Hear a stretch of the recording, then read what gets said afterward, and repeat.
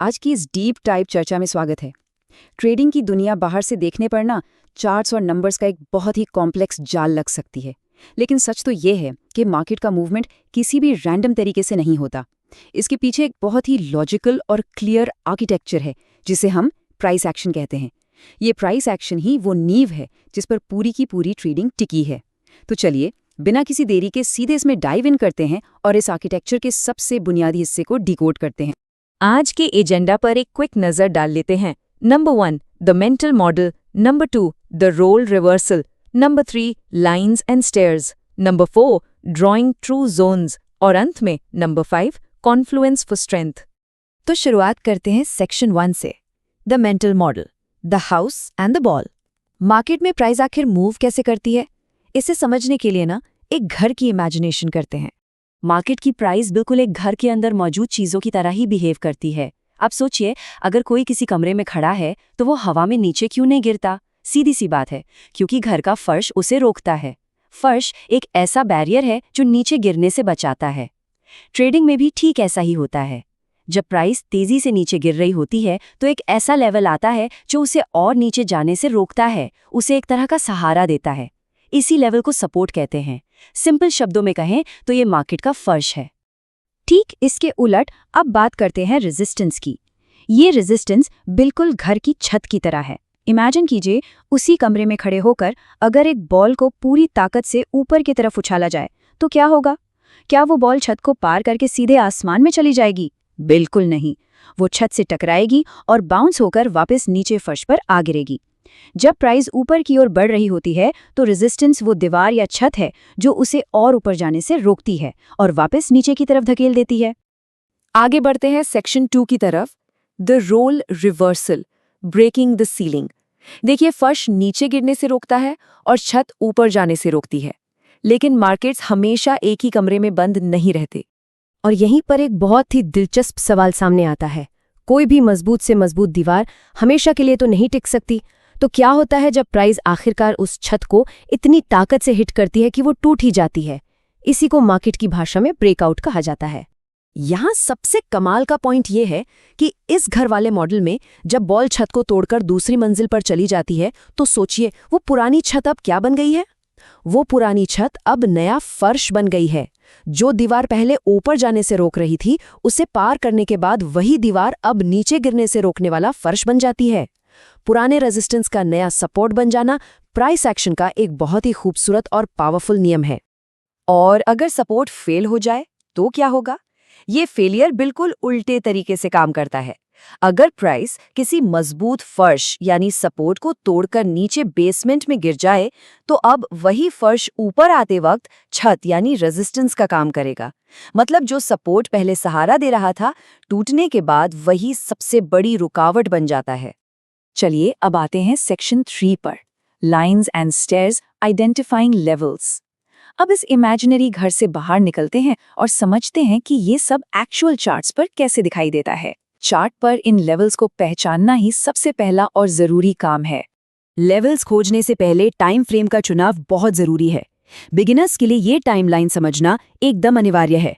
पहले 1 दिन, फिर 1 घंटा और उसके बाद 15 मिनट। ये बिल्कुल वैसा ही है जैसे स्कूल में होता है ना, पहले बेसिक नंबर्स सीखने होते हैं, उसके बाद ही तो एडिशन या मल्टीप्लिकेशन सीख सकते हैं। बड़े टाइम फ्रेम मार्केट का असली और क्लियर स्ट्रक्चर दिखाते हैं, इसलिए शुरुआत हमेशा टॉप से बॉटम की ओर ही होनी चाहिए।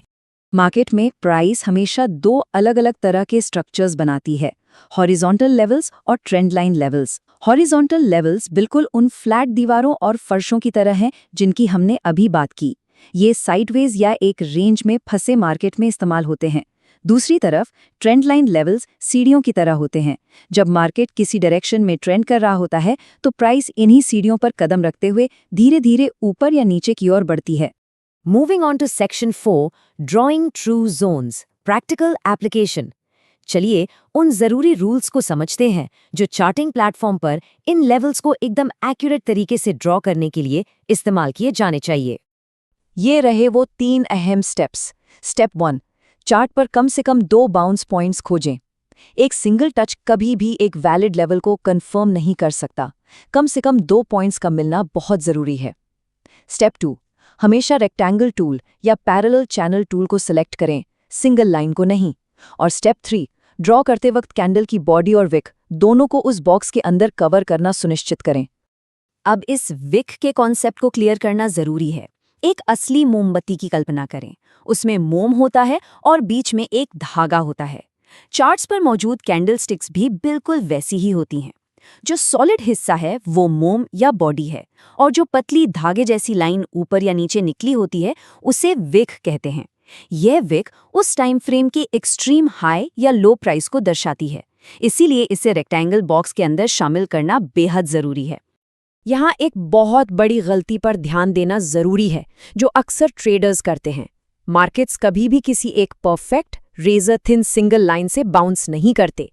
प्राइस कभी भी एक एग्जैक्ट सिंगल डेसिमल पॉइंट पर आकर यू टर्न नहीं लेती।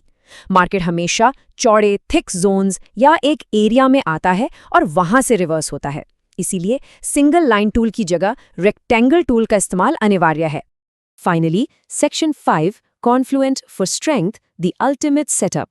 अब हम इस चर्चा के सबसे एडवांस्ड हिस्से में आ गए हैं। अलग अलग एनालिटिकल कॉन्सेप्ट्स को मिलाकर मैक्सिमम रिलायबिलिटी कैसे हासिल की जाती है, आइए इस ताकत को समझते हैं। इस एनालॉजी को इमेजिन कीजिए। अगर एक दीवार को गिराना हो और एक अकेला इंसान उसे धक्का दे रहा हो तो शायद वो ना गिरे, लेकिन अगर एक और इंसान आ जाए और दोनों मिलके उस दीवार को धक्का दें तो उनकी ताकत कई गुना बढ़ जाती है ना? चार्ट्स पर भी बिल्कुल ऐसा ही होता है और इसी को कॉन्फ्लुएंस कहा जाता है। तो कॉन्फ्लुएंस का अल्टीमेट सेटअप कैसे बनता है? हॉरिजॉन्टल सपोर्ट को ट्रेंड लाइन सपोर्ट के साथ कंबाइन करें। जब एक हॉरिजॉन्टल लेवल और एक ट्रेंड लाइन लेवल दोनों एक ही एग्जैक्ट एरिया में आकर मिलते हैं तो वो एरिया एक अकेले इंसान की बजाय दो लोगों की ताकत वाला बहुत ही स्ट्रॉन्ग जोन बन जाता है। और हाँ, यहाँ ये याद रखना भी जरूरी है कि हॉरिजॉन्टल लेवल्स में ट्रेंड लाइन के मुकाबले ज्यादा पावर होती है, क्योंकि ट्रेंड्स बदल सकते हैं लेकिन हिस्टोरिकल हॉरिजॉन्टल लेवल्स हमेशा अपना प्रभाव बनाए रखते हैं। हम इस चर्चा के अंत में आ गए हैं और यहाँ एक बहुत ही प्रोवोकेटिव सवाल सामने आता है। क्या नए ट्रेडर्स मार्केट की इन कॉम्प्लेक्स सीढ़ियों पर कदम रखने से पहले इन बुनियादी फर्शों और छतों पर महारत हासिल कर पाएंगे? इस बेसिक आर्किटेक्चर को समझे बिना एडवांस ट्रेडिंग में जाना बिना नींव के घर बनाने जैसा है। लेवल्स को ड्रॉ करने की प्रैक्टिस करना और इन जोन्स की ताकत को समझना ही आगे बढ़ने का एकमात्र सॉलिड रास्ता है।